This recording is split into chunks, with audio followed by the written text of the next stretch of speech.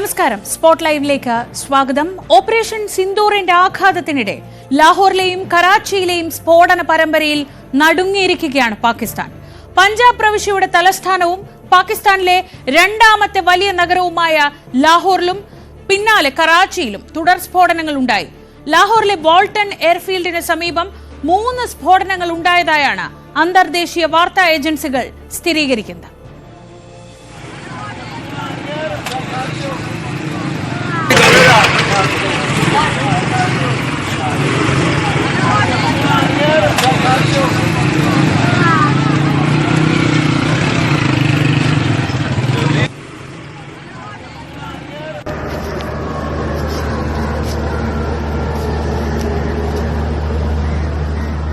പാകിസ്ഥാൻ സൈനികർ സ്ഫോടനത്തിൽ കൊല്ലപ്പെട്ടതായും സ്ഥിരീകരിക്കാത്ത റിപ്പോർട്ടുണ്ട്. സ്ഫോടനത്തിൽ എത്ര പേർ മരിച്ചു, എത്ര പേർക്ക് പരിക്കേറ്റു, ആരാണ് ഈ സ്ഫോടനത്തിന് പിന്നിൽ തുടങ്ങിയ വിഷയങ്ങളിലൊന്നും പാകിസ്ഥാന്റെ ഭാഗത്തു നിന്ന് ഔദ്യോഗികമായ സ്ഥിരീകരണം ഉണ്ടായിട്ടില്ല. ആർ കിരൺ ബാബു ന്യൂസ് ഡെസ്കിൽ നിന്ന് വിവരങ്ങളുമായി. കിരൺ, ഇന്നലെ ഓപ്പറേഷൻ സിന്ദൂറിന് പിന്നാലെ ഇന്ന് ഈ തരത്തിൽ പാകിസ്ഥാന്റെ ഹൃദയമായ പഞ്ചാബ് പ്രവിശ്യയുടെ തലസ്ഥാനമായ ലാഹോറിൽ, തൊട്ടു പിന്നാലെ പാക് തലസ്ഥാനമായ കറാച്ചിയിലൊക്കെ പാക് തലസ്ഥാനമായ കറാച്ചിയിലൊക്കെ ഇത്തരത്തിൽ സ്ഫോടനം ഉണ്ടാവുമ്പോൾ അതിന് പിന്നിൽ ആരാണെന്ന് അറിയേണ്ടതുണ്ട്. എന്താണ് ഈ സമയത്ത് ഇങ്ങനെയൊരു സ്ഫോടനം ഉണ്ടാവാനുള്ള കാരണമെന്ന് അറിയേണ്ടതുണ്ട്. ഇതുമായി ബന്ധപ്പെട്ട് എന്തെങ്കിലും വിവരങ്ങൾ അന്തർദേശീയ മാധ്യമങ്ങളിൽ വരുന്നുണ്ടോ? പാകിസ്ഥാന്റെ ഭാഗത്തു നിന്ന് ഒരു പ്രതികരണം പ്രതീക്ഷിക്കുന്നുണ്ടോ? ഒരു ഭാഗത്ത് പാകിസ്ഥാൻ സേന ഇന്ത്യക്കെതിരെ യുദ്ധത്തിന് കോപ്പുകൂട്ടി നിൽക്കുകയാണ്. മപ്പടിച്ചൊക്കെ ഗോതയിൽ നിൽക്കുന്നത് പോലെ ഇന്ത്യയെ തകർക്കുന്നകളെയും തിരിച്ചടിക്കുമെന്നൊക്കെ പാകിസ്ഥാന്റെ ഭരണാധികാരികളും പറയുന്നുണ്ട്. ആ സമയത്താണ് പാകിസ്ഥാനുള്ളിലെ പ്രധാനപ്പെട്ട 2 നഗരങ്ങളിൽ ഇന്ന് സ്ഫോടനം ഉണ്ടായത്. ബലൂചിസ്ഥാൻ ലിബറേഷൻ ആർമിയുടെ ഭാഗത്തു നിന്നുണ്ടായ ആക്രമണത്തിൽ 14 സൈനികരാണ് കൊല്ലപ്പെട്ടത്. അതിന്റെ വീഡിയോ ദൃശ്യങ്ങളടക്കം അത് ഇന്നലെയാണോ ഉണ്ടായത് എന്ന് സംബന്ധിച്ച് മാത്രമാണ് സംശയങ്ങളുള്ളത്.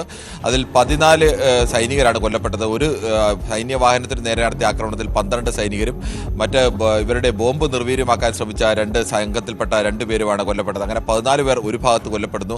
അവിടെ ബലൂചിസ്ഥാൻ ലിബറേഷൻ ആർമിയുടെ നേതൃത്വത്തിൽ സൈന്യത്തിന് നേരെ പരസ്യമായി ഇത്തരം വെല്ലുവിളികൾ ഉയരുന്നു. മറുഭാഗത്ത് കറാച്ചിയിലും ലാഹോറിലുമാണ്. ലാഹോർ എന്ന് പറയുന്നത് പഞ്ചാബ് പ്രവിശ്യയുടെ തലസ്ഥാനം കൂടിയാണ് എന്നത് ആലോചിക്കണം. ഒരു കാലത്ത് പാകിസ്ഥാന്റെ തലസ്ഥാനം കൂടിയായിരുന്ന പ്രധാനപ്പെട്ട നഗരമാണ് ലാഹോർ. അവിടെയാണ് ഇന്ന് രാവിലെ 3 സ്ഫോടനം ഉണ്ടായത്. ആ സ്ഫോടനം ഉണ്ടായ സ്ഥലങ്ങൾ കൂടി ഏറ്റവും പ്രധാനമാണ്. അവിടെ വാൾട്ടൺ എയർ സ്പേസിന് തൊട്ട് അടുത്തുള്ള സ്ഥലത്ത് തന്നെ, ആ എയർഫീൽഡിന് തൊട്ടടുത്ത് തന്നെയാണ് അവിടെ സ്ഫോടനം ഉണ്ടായത്. ആ ദൃശ്യങ്ങളിലൊക്കെ അത് വളരെ വ്യക്തമാണ്. എയർഫീൽഡിനോട് ചേർന്നുള്ള സ്ഥലത്ത് ഇത്തരം ഒരു സ്ഫോടനം ഉണ്ടാകുന്നത്. അങ്ങനെ 3 സ്ഫോടനങ്ങളാണ് രാവിലെ അവിടെ ഉണ്ടായത്. ഈ സ്ഫോടനങ്ങളൊന്ന് ഗോപാൽ നഗറിലും നസീറാബാദിലുമായിരുന്നു. രണ്ടും ഈ എയർഫീൽഡിനോട് വളരെ ചേർന്ന സ്ഥലങ്ങൾ തന്നെയാണ്. ഈ സ്ഫോടനം ഉണ്ടാകുമ്പോഴും പാകിസ്ഥാന്റെ ഭാഗത്ത് നിന്ന് ഏതെങ്കിലും തരത്തിലൊരു സ്ഥിരീകരണത്തിനൊന്നും തയ്യാറായില്ല. ആദ്യം പാക് മീഡിയയാണ്, പാകിസ്ഥാനിലെ മീഡിയയും സോഷ്യൽ മീഡിയയും ഒക്കെയാണ് ഇത്തരം വാർത്തകളൊക്കെ പുറത്തു കൊണ്ടുവരികയും അതിന്റെ ദൃശ്യങ്ങളൊക്കെ പുറത്തുവിടുകയും ഒക്കെ ചെയ്തത്. പിന്നീട് അന്താരാഷ്ട്ര വാർത്താ ഏജൻസിയായ അൽ ജസീറയും പിന്നീട് റോയിറ്റേഴ്സും ഒക്കെ ഈ വാർത്ത സ്ഥിരീകരിച്ചിട്ടുണ്ട്. ഉച്ചയോടുകൂടിയാണ്, ഉച്ചയ്ക്ക് ഏകദേശം 10-11-12 മണിക്ക് ഇടയിലാണ് പ്രധാനമായും കറാച്ചിയിൽ സ്ഫോടനം നടക്കുന്നത്. കറാച്ചിയും ഇതുപോലെ തന്നെ പാകിസ്ഥാനിലെ ഏറ്റവും പ്രധാനപ്പെട്ട നഗരങ്ങളിൽ ഒന്നാണ്. പ്രത്യേകിച്ച് വാണിജ്യ നഗരം കൂടിയാണ് കറാച്ചി. വാണിജ്യ വ്യവസായ മേഖലയ്ക്കൊക്കെ വലിയ പ്രാധാന്യമുള്ള ഒരു നഗരം കൂടിയാണ് കറാച്ചി. കറാച്ചിയിലെ ജനവാസ മേഖലയിലാണ് അവിടെ ഒരു സ്ഫോടനം ഉണ്ടായത്. ജനവാസ മേഖലയിൽ വലിയ ബഹുനില കെട്ടിടത്തിലേക്ക് വന്ന് പതിക്കുകയായിരുന്നു. പണി പൂർത്തിയാകാത്തൊരു ബഹുനില കെട്ടിടത്തിന്റെ മുകളിലാണ് വന്ന് വീണത്. അവിടെ നിന്ന് ചില യന്ത്രഭാഗങ്ങളൊക്കെ കിട്ടിയിട്ടുണ്ട്. ആ യന്ത്രഭാഗങ്ങൾ ഡ്രോണിൻ്റെതാണ് എന്നാണ് പ്രാഥമികമായ നിഗമനം. ഈ 2 പാകിസ്ഥാൻ ഇന്ത്യക്കെതിരെ ഒരു ഭാഗത്ത് യുദ്ധത്തിന് വേണ്ടി കോപ്പുകൂട്ടുന്ന സമയത്താണ് മറുഭാഗത്ത് പാകിസ്ഥാനിലെ ഏറ്റവും പ്രധാനപ്പെട്ട 2 നഗരങ്ങളിൽ ലാഹോറിലും കറാച്ചിയിലും ഇത്തരത്തിലേക്കുള്ള ബോംബ് സ്ഫോടനം ഉണ്ടാകുന്നത്. സാധാരണഗതിയിൽ ഇത്തരം ഒരു സംഘർഷം നിൽക്കുന്ന ഘട്ടത്തിലൊക്കെ ഇങ്ങനെ ഒരു ബോംബ് സ്ഫോടനം ഉണ്ടായാൽ ഇതിന് പിന്നിൽ ഇന്ത്യയാണ് എന്നുള്ള മട്ടിലേക്കൊക്കെ പാകിസ്ഥാന്റെ ഭാഗത്ത് നിന്ന് ആരോപണമൊക്കെ സ്വാഭാവികമായും ഉയരേണ്ടതാണ്. പക്ഷേ പാകിസ്ഥാൻ ഇതുവരെയും ഔദ്യോഗികമായി ഇങ്ങനെ ഒരു സ്ഫോടനം നടന്നുവെന്നോ സ്ഫോടനത്തിൽ എത്ര പേർ കൊല്ലപ്പെട്ടു അല്ലെങ്കിൽ എത്ര പേർക്ക് പരിക്കേറ്റു എന്നുള്ള വിവരങ്ങളൊന്നും തന്നെ സ്ഥിരീകരിക്കാൻ ഔദ്യോഗികമായി ഏതെങ്കിലും തരത്തിൽ ഒരു പ്രതികരണത്തിനോ തയ്യാറായിട്ടില്ല. ഒന്നോർക്കണം, ഇന്റർനാഷണൽ വാർത്താ ഏജൻസികൾ, പ്രധാനപ്പെട്ട 2 ഇന്റർനാഷണൽ വാർത്താ ഏജൻസികൾ തന്നെ ഈ വാർത്ത റിപ്പോർട്ട് ചെയ്യുന്നു. പാകിസ്ഥാനിലെ പ്രധാനപ്പെട്ട മാധ്യമങ്ങളൊക്കെയും ഈ വാർത്ത റിപ്പോർട്ട് ചെയ്യുന്നു. അതിന്റെ വിഷ്വൽസ് സഹിതം സഹിതമാണ്, അതിൻ്റെ വീഡിയോ സഹിതമാണ് റിപ്പോർട്ടുകൾ പുറത്തു വരുന്നത്. ആളുകളുടെ പ്രതികരണങ്ങളൊക്കെ വരുന്നത്. നിരവധി പാകിസ്ഥാനികളായ ആളുകൾ ഇതിനെക്കുറിച്ച് സോഷ്യൽ മീഡിയയിലടക്കം അവരുടെ ചെറുകിട മാധ്യമങ്ങളിലടക്കം പ്രതികരണങ്ങൾ നടത്തുന്നു. അത്തരം കാര്യങ്ങളൊക്കെ പുറത്തു വരുമ്പോഴും പാകിസ്ഥാൻ്റെ ഭാഗത്ത് നിന്ന് ഏതെങ്കിലും തരത്തിൽ ഔദ്യോഗികമായ ഒരു പ്രതികരണം വരുന്നില്ല. പ്രധാനമായും നമ്മളിതിൽ കാണേണ്ട ഒരു വിഷയമുണ്ട്. ഇന്ത്യക്കെതിരെയൊക്കെ ഇങ്ങനെ യുദ്ധത്തിന് സന്നദ്ധരാണ് എന്നൊക്കെ പറഞ്ഞു നിൽക്കുകയും ഇന്ത്യക്കെതിരെ ആക്രമണം നടത്തുകയൊക്കെ ചെയ്യുമ്പോൾ ഇന്ത്യ കഴിഞ്ഞ ദിവസം നടത്തിയ ആക്രമണത്തിന് ഒരു പ്രധാനപ്പെട്ട പ്രത്യേകത ഉണ്ടായിരുന്നു. പാകിസ്ഥാനിലെ സാധാരണക്കാരായ ജനങ്ങളെ ഒരാളെ പോലും ഇന്ത്യ ലക്ഷ്യം വെച്ചില്ല. എന്തിന് പാകിസ്ഥാൻ സൈന്യത്തെയോ സൈനിക കേന്ദ്രങ്ങളെയോ തന്ത്രപ്രധാനമായ പാകിസ്ഥാന്റെ മേഖലകളെയോ ഒന്നും ഇന്ത്യ ലക്ഷ്യം വെച്ചില്ല. ഇന്ത്യ ലക്ഷ്യം വെച്ച 9 കേന്ദ്രങ്ങളും പാകിസ്ഥാൻ കേന്ദ്രീകരിച്ച് കാലങ്ങളായി പ്രവർത്തിക്കുന്ന ഇന്ത്യക്ക് മാത്രമല്ല ലോകത്തിന് തന്നെ ഭീഷണിയായ 3 പ്രധാനപ്പെട്ട ഭീകര സംഘടനകളുടെ ആസ്ഥാനങ്ങളോ അല്ലെങ്കിൽ ആ ഭീകര സംഘടനയുടെ തലവന്മാർ വസിക്കുന്ന സ്ഥലങ്ങളോ അവരുടെ പരിശീലന കേന്ദ്രങ്ങളോ അവരുടെ ക്യാമ്പുകളോ ഒക്കെയായിരുന്നു ഇന്ത്യ ലക്ഷ്യമിട്ടത്. ലഷ്കർ ഇ തൊയ്ബ ആയാലും അതോടൊപ്പം തന്നെ ജെയ്ഷെ മുഹമ്മദ് ആയാലും ജെയ്ഷെ മുഹമ്മദ് ഈ 2 പ്രധാനപ്പെട്ട ഭീകര സംഘടനയുടെയും ഒപ്പം ഈ ഭീകര സംഘടനകളുടെ പരിശീലന കേന്ദ്രങ്ങൾ, അവരുടെ പ്രധാനപ്പെട്ട നേതാക്കൾ താമസിക്കുന്ന സ്ഥലങ്ങൾ, ഇങ്ങനെയൊക്കെ സ്ഥലങ്ങൾ ലക്ഷ്യമിടുമ്പോൾ ഇവർ ഉന്നയിക്കുന്ന പ്രധാനപ്പെട്ട ഒരു ചോദ്യമുണ്ട്. പാകിസ്ഥാൻ സർക്കാരിന് വേണ്ടി, പാകിസ്ഥാൻ സേനയ്ക്ക് വേണ്ടി പ്രവർത്തിക്കുന്ന ഞങ്ങൾക്ക് സംരക്ഷണം ഉറപ്പാക്കാൻ എന്തുകൊണ്ടാണ് ഇന്ത്യ ഇങ്ങനെ ഒരു ആക്രമണം നടത്തിയപ്പോൾ പാകിസ്ഥാൻ സേന എവിടെയായിരുന്നു? പാകിസ്ഥാന്റെ ISI എവിടെയായിരുന്നു? എന്തുകൊണ്ട് ഇങ്ങനെ ഒരു ഇന്റലിജൻസ് വിവരം പാകിസ്ഥാൻ ISI കിട്ടിയില്ല? അവരുടെ പ്രധാനപ്പെട്ട നേതാക്കൾക്ക് നേരെ, പ്രധാനപ്പെട്ട നേതാക്കളുടെ വീടിനു നേരെ മസൂർ അസദിന്റെ 10 കുടുംബാംഗങ്ങളാണ് കൊല്ലപ്പെട്ടത്. 4 സഹായികളടക്കം 14 പേരാണ് ഒരു വീട്ടിൽ നിന്ന് മാത്രം കൊല്ലപ്പെടുന്ന അവസ്ഥയുണ്ടായത്.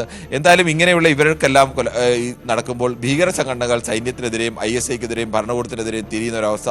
മറുഭാഗത്ത് പാകിസ്ഥാൻ സേന ഒരു യുദ്ധത്തിലേക്ക് നീങ്ങിക്കഴിഞ്ഞാൽ സ്വാഭാവികമായും ഭരണകൂടത്തെ അട്ടിമറിച്ച് അവിടെ ഭരണത്തിന്റെ നിയന്ത്രണം ഏറ്റെടുക്കാൻ കഴിയുമെന്നും അങ്ങനെയാക്കാൻ മുനീറിന്റെ നേതൃത്വത്തിൽ നടക്കുന്ന ഒരു ശ്രമം അത് ഒരു ഭാഗത്ത് നടക്കുന്നു. ഒരു ഭാഗത്ത് പാകിസ്ഥാൻ ഭരണകൂടം നിൽക്കുന്നു.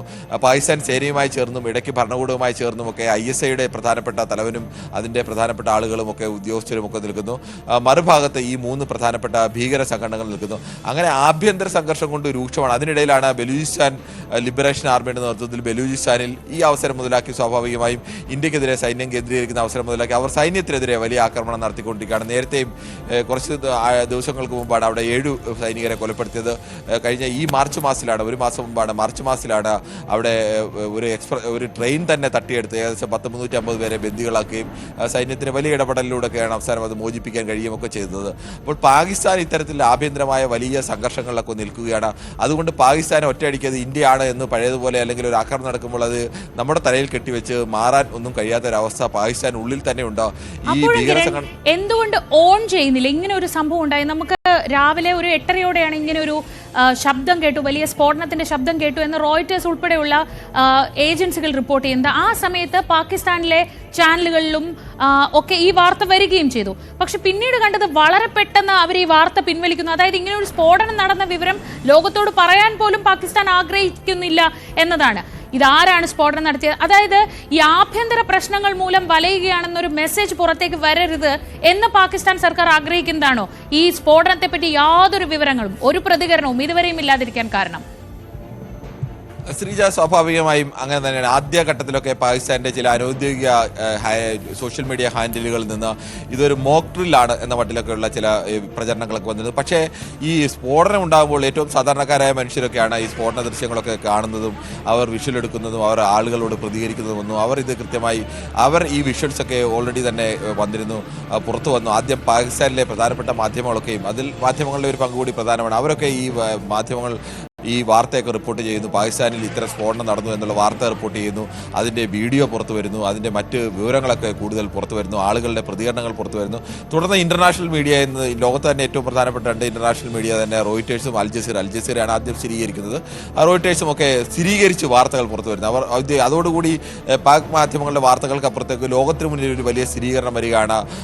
ലാഹോറിൽ 3 സ്ഫോടനങ്ങൾ നടന്നിട്ടുണ്ട്. ഈ സ്ഫോടനം നടന്ന സ്ഥലത്തുകളിൽ നിന്ന് പരിക്കേറ്റ ആളുകളെയൊക്കെ കൊണ്ടുപോകുന്നതിൻ്റെ ദൃശ്യങ്ങളൊക്കെ പുറത്തു വന്നിട്ടുണ്ട്. എന്നാൽ പാകിസ്ഥാൻ ഇതിൽ ഏതെങ്കിലും തരത്തിൽ ആരാണ് ഈ സ്ഫോടനം നടത്തിയതെന്നോ അല്ലെങ്കിൽ അതിലെന്തെങ്കിലും സംശയമുണ്ടെന്നോ ആരെങ്കിലും സംശയമുണ്ടെന്നോ അങ്ങനെ ഒന്നും പറഞ്ഞിട്ടേ ഇല്ല. ബലൂചിസ്ഥാനിൽ ആക്രമണം നടത്തിയപ്പോൾ ബലൂചിസ്ഥാൻ ലിബറേഷൻ ആർമി അതിൻ്റെ ഉത്തരവാദിത്തം ഏറ്റെടുത്തു. അവർ തന്നെയാണ് ഈ വീഡിയോയും പുറത്തുവിട്ടത്. എങ്ങനെയാണ് ഇതിനെ ആക്രമിക്കുന്നതെന്നുള്ള വീഡിയോ അടക്കം പുറത്തുവിട്ട അവർ തന്നെയാണ്. പക്ഷേ ഇവിടെ രണ്ടിടത്തും ലാഹോറിലെ സ്ഫോടനത്തോടുകൂടി അവർക്ക് ഒരു തരത്തിൽ ഇത് കഴിഞ്ഞതേ ഉള്ളൂ, ഇനി ഇതിൽ എങ്ങനെ മിണ്ടാതിരുന്നാലും രക്ഷപ്പെടാം എന്നൊക്കെ ഒരു ഘട്ടത്തിൽ നിൽക്കുന്ന ഘട്ടത്തിലാണ് പെട്ടെന്ന് ഉച്ചയ്ക്ക് കറാച്ചിയിൽ സ്ഫോടനം നടക്കുന്നത്. കറാച്ചിയിലെ സ്ഫോടനത്തിന് മറ്റൊരു പ്രത്യേകത പ്രത്യേകത കൂടിയുണ്ട്. ലഹോറിൽ അത് പ്രധാനപ്പെട്ട ഒരു തന്ത്രപ്രധാനമായ മേഖലയിലാണ് സ്ഫോടനം നടന്നത്. ലഹോറിലേക്ക് ഇന്ത്യയുമായി ഒരു യുദ്ധമുണ്ടായാൽ സൈന്യം കേന്ദ്രീകരിക്കാനായി നിർദ്ദേശം കൊടുത്ത പ്രധാനപ്പെട്ട ഒരു നഗരമാണ്. ആ പ്രാധാന്യമൊക്കെ സൈന്യം കേന്ദ്രീകരിക്കുന്നതിനിടയിലാണ് ലഹോറിൽ ഈ സ്ഫോടനം നടക്കുന്നെങ്കിൽ അവിടെ കാര്യമായ രീതിയിൽ മരണം എന്തായാലും ഇതുവരെ റിപ്പോർട്ട് ചെയ്തിട്ടില്ല. അത്തരം വിവരങ്ങളൊന്നും എന്തായാലും പുറത്തു വന്നിട്ടില്ല. കറാച്ചിയിൽ സ്ഫോടനം നടക്കുന്നത് ഒരു ജനവാസ മേഖലയിലാണ്. നമ്മളിപ്പോൾ കാണുന്ന ദൃശ്യങ്ങൾ കണ്ടാൽ തന്നെ നമുക്കറിയാം സാധാരണക്കാരായ മനുഷ്യർ അടുത്തടുത്ത് താമസിക്കുന്ന ഒരു സ്ഥലമാണ് കറാച്ചിയിലെ ഒരു നഗരത്തിൽ. അങ്ങനെ താമസിക്കുന്ന ഒരു സ്ഥലത്തേക്കാണ് സ്ഫോടനം നടന്നത്. നിരവധി ആളുകൾ തിങ്ങിപ്പാർക്കുന്ന ഒരു സ്ഥലം കൂടിയാണ്. ഒരു വലിയ ബഹുനില കെട്ടിടത്തിന്റെ പൂർണ്ണമായും പണി പൂർത്തിയായ കെട്ടിടത്തിന്റെ മുകളിലാണ് ഈ സ്ഫോടക വസ്തു വന്ന് വീഴുന്നത്. ആ കെട്ടിടത്തിന്റെ മുകൾ ഭാഗം തന്നെ തകർന്ന് അതിനുള്ളിലേക്ക് സ്ഫോടക വസ്തു ഇറങ്ങി അതിനുള്ളിലൊക്കെ സ്ഫോടനം ഉണ്ടാകുന്നു. ഒക്കെ ആ ദൃശ്യങ്ങൾ വളരെ വ്യക്തമാണ്. അവിടെ നിന്ന് കിട്ടിയൊരു യന്ത്രഭാഗമാണ്. അതിലാണ് ഇത് ഡ്രോൺ ആണോ എന്നൊക്കെ സംശയങ്ങളൊക്കെ ഉണ്ടാകുന്നത്. ഡ്രോൺ എന്തായാലും ഇന്ത്യയിൽ നിന്ന് കറാച്ചിയിലോ അല്ലെങ്കിൽ വേറെ എവിടെ ഈ പറയുന്ന ലഹോറിലോ ഒന്നും ഡ്രോൺ പറത്തിപ്പോയി ആക്രമണം നടത്തുക എന്നൊക്കെ പറയുന്ന അസാധ്യമായ ഒന്നാണ്. അപ്പോൾ ഇത് ഉള്ളിൽ നിന്ന് തന്നെ ഉള്ള ആക്രമണമാണ്. നേരത്തെ ലഹോറിലെയും ആക്രമണം നടന്നപ്പോൾ അത് ഡ്രോൺ വഴിയുള്ള സ്ഫോടകാക്രമണമാണ് എന്നുള്ള സൂചനകളൊക്കെ പുറത്തു വന്നിരുന്നു. ഏത് തരത്തിൽ പാകിസ്ഥാൻ പ്രതികരിച്ചാലും പുറത്തു വന്ന ഇതുവരെ വെച്ച തെളിവുകൾ തന്നെ വെച്ചാൽ അത് പാകിസ്ഥാൻ ഉള്ളിൽ നിന്ന് തന്നെയാണ് എന്തായാലും ഈ ആക്രമണം ഉണ്ടായിരിക്കുന്നത്. അതിന് ഏത് ഭീകര സംഘടനയാണ് ഉണ്ടായത്? ഭീകര സംഘടനകളെ സംബന്ധിച്ചിടത്തോളം ഇന്നലത്തെ പ്രതികരണം തന്നെ വളരെ രൂക്ഷമായ പ്രതികരണമായിരുന്നു. മസൂദ് അസറിന്റെ വീട്ടിൽ നിന്നും അദ്ദേഹത്തിന്റെ 10 കുടുംബാംഗങ്ങൾ മരിച്ചാൽ മതിയായിരുന്നു എന്ന തരത്തിലേക്ക് ഇന്ത്യയിലേക്ക് മുംബൈ ഭീകരാക്രമണം നടക്കുമ്പോൾ ആസൂത്രണം ചെയ്ത ഒരു പ്രധാനപ്പെട്ട ഭീകരൻ പ്രതികരിക്കുന്നെങ്കിൽ അവർ അത്തരം ഒരു തിരിച്ചടി ഒരിക്കലും പ്രതീക്ഷിച്ചിരുന്നില്ല. സ്വന്തം കുടുംബത്തിലെ 10 പേരുടെ ജീവനാണ് നഷ്ടപ്പെട്ടത്. തങ്ങളുടെ ജീവനൊന്നും തന്റെ കുടുംബത്തിന് ഒരു കുഴപ്പവും വരില്ല. താൻ പരിശീലിപ്പിച്ചു വിടുന്ന അല്ലെങ്കിൽ പറത്തിവിടുന്ന ചാവേറുകൾ ചാവുമായിരിക്കും, പക്ഷേ തനിക്കും കുടുംബത്തിനും ഒരു അപകടവും ഉണ്ടാവില്ല. അതൊക്കെ പാകിസ്ഥാൻ സംരക്ഷിച്ചോളും, അല്ലെങ്കിൽ ISIക്ക് അതിന് ശേഷിയുണ്ട്, പാക് സേനയ്ക്ക് അതിന് ശേഷിയുണ്ട് എന്നൊക്കെ കരുതി വിശ്വാസത്തിലാണ് ഈ 10-15 ഏക്കർ സ്ഥലമൊക്കെ എടുത്ത് അവിടെ വീടും ജിമ്മും നീന്തൽക്കുളവും പള്ളിയും മറ്റ് ആയുധ പരിശീലന കേന്ദ്രങ്ങളും ഒപ്പമുള്ളവരെ താമസിപ്പിക്കാനുള്ള സ്ഥലമൊക്കെ വിശാലമായ സൗകര്യങ്ങളോടുകൂടി രാജകീയമായി തന്നെ ഭീകര പരിശീലനം എന്ന് പറയാം. അത്തരം സൗകര്യങ്ങളോടുകൂടിയൊക്കെ ചെയ്തിരുന്ന സ്ഥലങ്ങളിലേക്കാണ് ഇന്ത്യ മിസൈൽ വർഷിച്ചത്. അതും ഇന്ത്യ ഉപയോഗിച്ച സ്കാൽപ് മിസൈൽ എന്ന് പറഞ്ഞാൽ ഏത് ലക്ഷ്യത്തിലേക്കാണോ എത്തുന്നത് ആ ലക്ഷ്യത്തിൽ എത്തിക്കഴിഞ്ഞാൽ അത് തുളഞ്ഞ് എത്ര 30 മീറ്റർ വരെ ഉള്ളിലേക്ക്, എന്നാൽ ഭൂമിക്കടിയിൽ 2, 3, 4 നിലയുണ്ടെങ്കിൽ പോലും അവിടെ പോലും എത്തി, ആ ബങ്കറിനുള്ളിൽ പോലും എത്തി സ്ഫോടനം നടത്താൻ ശേഷിയുള്ള മിസൈലാണ് അയച്ചത്. അങ്ങനെ കൃത്യമായി തന്നെ തകർക്കുന്നു. അപ്പോൾ ഇവർക്ക് സ്വാഭാവികമായും അവരുടെ പ്രതികരണം ഇന്നലെ വന്നത് തന്നെ വ്യക്തമാണ്.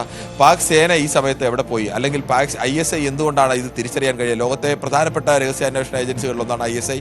പാകിസ്ഥാനിന്റെ രാജ്യം ദുർബലമാണെങ്കിലും ISIക്ക് ആ തരത്തിലല്ല. ലോകത്തെ എണ്ണം പറഞ്ഞ രഹസ്യാന്വേഷണ ഏജൻസികളിൽ ഒന്ന് തന്നെയാണ് ISI. അതിനുള്ള ശേഷിയും ഒക്കെ ഉള്ള സംഘടനയാണ്. പക്ഷെ അവർക്ക് എന്തുകൊണ്ട് ഇത് മുൻകൂട്ടി തിരിച്ചറിയാൻ കഴിഞ്ഞില്ല എന്നുള്ള ചോദ്യമൊക്കെ ഉന്നയിക്കുന്നു. സ്വാഭാവികമായും അവരുടെ ഇന്റലിജൻസിനെയൊക്കെ വെട്ടിച്ചായിരിക്കും ഇന്ത്യ ഇത് നടപ്പാക്കിയത്. പക്ഷെ അത് വിശ്വസിക്കാൻ സ്വാഭാവികമായും ഇവർക്ക് പ്രയാസം കാണും. അങ്ങനെ ഒരു ഭാഗത്ത് ഭീകരർ നിൽക്കുന്നു, മറുഭാഗത്ത് സൈന്യം അധികാരം പിടിച്ചെടുക്കാൻ വേണ്ടിയുള്ള ശ്രമം നടത്തുന്നത്. സൈന്യവും ഈ ഭീകരരുമായിട്ടുള്ള ബന്ധമുണ്ട്. അതോടൊപ്പം തന്നെ ഭരണകൂടത്തിലെ ചില ആളുകൾക്കും ഈ ഭീകര സംഘടനകൾ തമ്മിൽ ബന്ധമുണ്ട്. ഭീകര സംഘടനകൾ തമ്മിൽ, ഈ പ്രധാനപ്പെട്ട 3 ഭീകര സംഘടനകൾ തമ്മിലും ആശയപരമായ വ്യത്യാസവും അവർ തമ്മിലുള്ള അഭിപ്രായ പ്രശ്നങ്ങളുണ്ട്. അങ്ങനെ പ്രശ്നങ്ങളില്ലാത്ത ഒരു മേഖലയും ഇപ്പൊ തൽക്കാലം പാകിസ്ഥാനിലില്ല. ആ സാഹചര്യത്തിലാണ് ഇങ്ങനെ ഒരു സ്ഫോടനം നടന്നതായി പോലും സ്ഥിരീകരിക്കാൻ പാകിസ്ഥാൻ തയ്യാറാവാത്തത്. അതേസമയം ഇന്ത്യയിൽ